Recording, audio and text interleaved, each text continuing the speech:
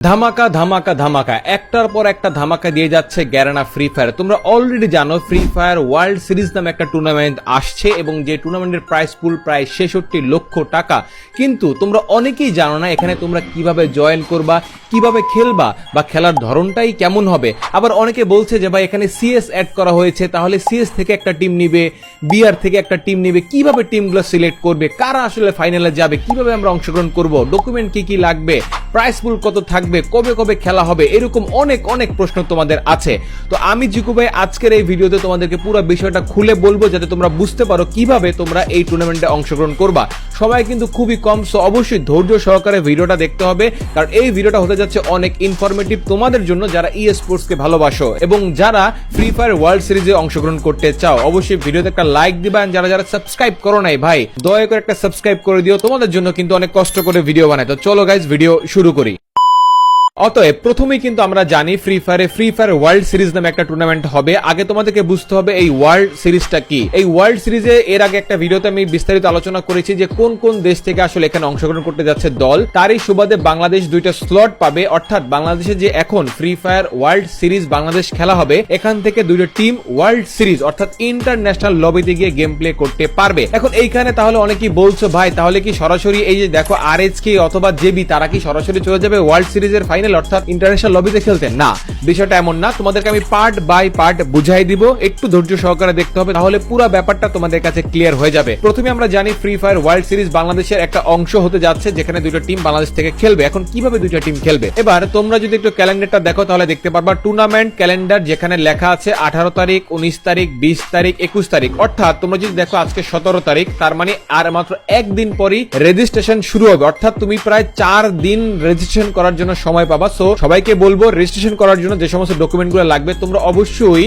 Squad মেট গুলো আগে fix করবা যে কাদেরকে নিয়ে তোমরা রেজিস্ট্রেশন করবা এবং তাদের বয়স অবশ্যই 15-র বেশি অর্থাৎ 16 হলে সব থেকে ভালো হয়, এইটা করা ট্রাই করবা। এবং সব থেকে ভালো হয় যদি তোমাদের পাসপোর্ট থাকে, কারণ এখানে খেলতে হলে এবং বড় পর্যায়ে যাইতে হলে তোমাদেরকে অবশ্যই পাসপোর্ট লাগবে, কারণ যেহেতু বিদেশে ভ্রমণ করতে যাবা। এখানে সহজেই বলা যাচ্ছে পাসপোর্ট থাকলে, বয়স 16-র কাছাকাছি থাকলে আর কোনো ধরনের প্রবলেম নাই, ইজিলি তোমরা এখানে কোয়ালিফাই করতে পারবা। বাট প্রত্যেকটা প্লেয়ারে কিন্তু এই জিনিসটা মাথায় রাখতে হবে, ডিভাইসের ব্যাপারটা, মাল্টিপল আইডির ব্যাপারটা, আসলে একই আইডি দিয়ে বা একই ডিভাইস দিয়ে মাল্টিপল আইডি না খেলাটাই ভালো, তাহলে তোমরা ডিসকোয়ালিফাই হয়ে যেতে পারো। এই ব্যাপারটা একটু মাথায় রাখবা। একটা প্রপার স্কোয়াড বানাও, 5 জন স্কোয়াডের একটা স্কোয়াড বানাও, যাদের প্রত্যেকের ডকুমেন্ট রেডি রাখো, প্রত্যেকের ডিভাইস রেডি রাখো, যে একটা ডিভাইসে একটা আইডি দিয়ে গেম প্লে করবা এবং ওইটা দিয়ে তোমরা কোয়ালিফাই করবা। 18 তারিখ, 19 তারিখ, 20 তারিখ, 21 তারিখ এই 4 দিন রেজিস্ট্রেশন হওয়ার পরে ইন গেম কোয়ালিফায়ার খেলা শুরু হবে 22 তারিখ এবং 23 তারিখ। অর্থাৎ এর আগের বার এফএফবিসি তে যেভাবে খেলা হয়েছিল এবারও এফএফডব্লিউএস এ ঠিক সেম ভাবেই খেলা হবে, ইন গেম কোয়ালিফাই করা হবে। অর্থাৎ 2 দিন তোমাদেরকে সুযোগ দেওয়া হবে, হয়তোবা তোমাদেরকে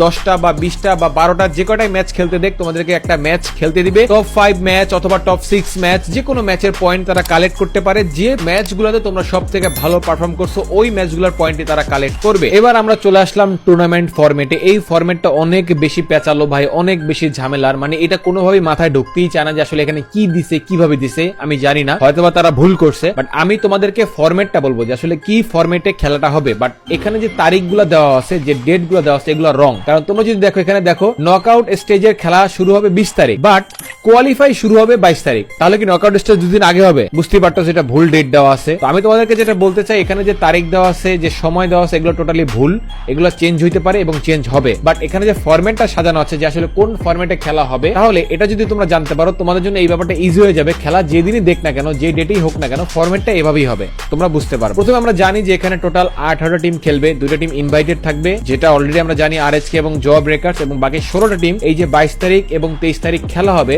এই কোয়ালিফায়ার খেলাটা হবে, এখান থেকে 16টা টিম সিলেক্ট করা হবে এবং এই 16টা টিম ইনভাইটেড 2টা টিম জব ব্রেকার্স এবং আরএচকে, টোটাল 18টা টিম, টোটাল 3টা গ্রুপে বিভক্ত হবে, এ, বি এবং সি। এই 3টা গ্রুপের মধ্যে খেলা হবে। টোটাল 12টা করে ম্যাচ খেলতে পারবে প্রত্যেকটা স্কোয়াড এবং এই টোটাল ম্যাচের উপরে ডিপেন্ড করে একটা তালিকা তৈরি করা হবে অথবা একটা স্ট্যান্ডিং তৈরি করা হবে 1 থেকে 18 পর্যন্ত। এই 1 থেকে 18 পর্যন্ত যে স্কোয়াডগুলো থাকবে তাদের মধ্যে আসলে নকআউট স্টেজগুলো হবে। কিন্তু প্রশ্ন হচ্ছে তাহলে সিএস অর্থাৎ ক্ল্যাশ স্কোয়াডটা কোথা থেকে আসলো বা কিভাবে হবে, এইটা আগে আমি ক্লিয়ার করে দিই। এই যে এ বি সি এর মধ্যে খেলা হলো, টোটাল সবাই 12টা করে ম্যাচ খেললো এবং এখানে যে ওভারঅল স্ট্যান্ডিংটা আছে এখান থেকে টপ 1 থেকে 8 পর্যন্ত যারা থাকবে তারা সরাসরি চলে যাবে ক্ল্যাশ স্কোয়াডে। এখন তোমরা আবার জিজ্ঞেস করতে পারো তাহলে কি ভাই ক্ল্যাশ স্কোয়াড গেম খেলে কি আবার ফাইনালে যাইতে হবে, ওয়ার্ল্ড সিরিজে যাইতে হবে? না, এটা জাস্ট একটা ফান ফ্যাক্ট, এটা আসলে একটা মজার জন্য তৈরি করা হয়েছে যাতে সবাই একটা মজা করতে পারে এবং এখানে একটা প্রাইস গুলো থাকবে। তো টপ 8 যারা থাকবে তারা একটা এক্সট্রা অ্যাডভান্টেজ পাবে ক্ল্যাশ স্কোয়াড খেলার জন্য এবং সেখান থেকে একটা ভালো টাকা পয়সা অথবা আর্ন করতে পারবে। এবং এই ক্ল্যাশ স্কোয়াড নিয়ে তোমাদেরকে আরো একটা ইনফরমেশন দিতে চাই।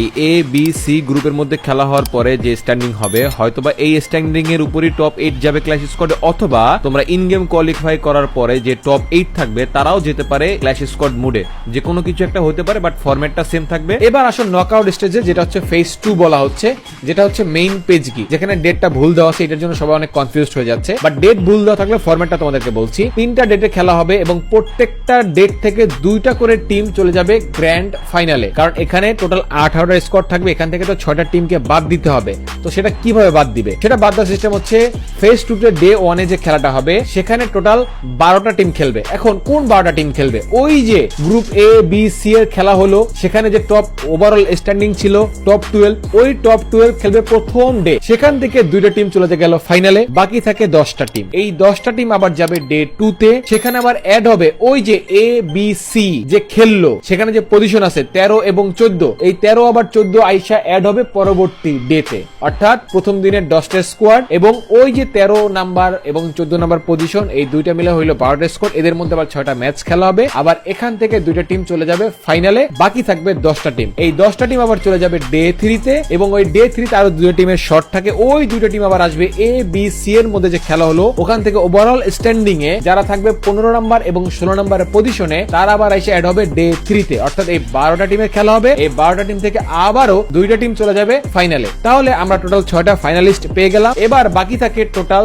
10টা টিম, আরো 2টা টিম যারা 17 নাম্বার এবং 18 নাম্বার পজিশনে আছে এ বি সি, এই যে গ্রুপের মধ্যে একটা খেলা হলো সেইখানে। এবার এই 2টা টিম এবং নকআউট স্টেজের ডে 3 থেকে যে 10টা টিম বাদ পড়ছে তাদেরকে নিয়ে একটা ডেট ফিক্স করা হবে। সেই ডেটে খেলা হবে আবারও 6টা ম্যাচ। এবার এই 6টা ম্যাচের মধ্যে যারা টপ 6 থাকবে তারা চলে যাবে সরাসরি ফাইনালে। অর্থাৎ বুঝতে পারতেছো, এখানে টপ 1 থেকে টপ 16 পর্যন্ত যারা থাকবে তারা কিন্তু অনেকগুলো সুযোগ পাবে।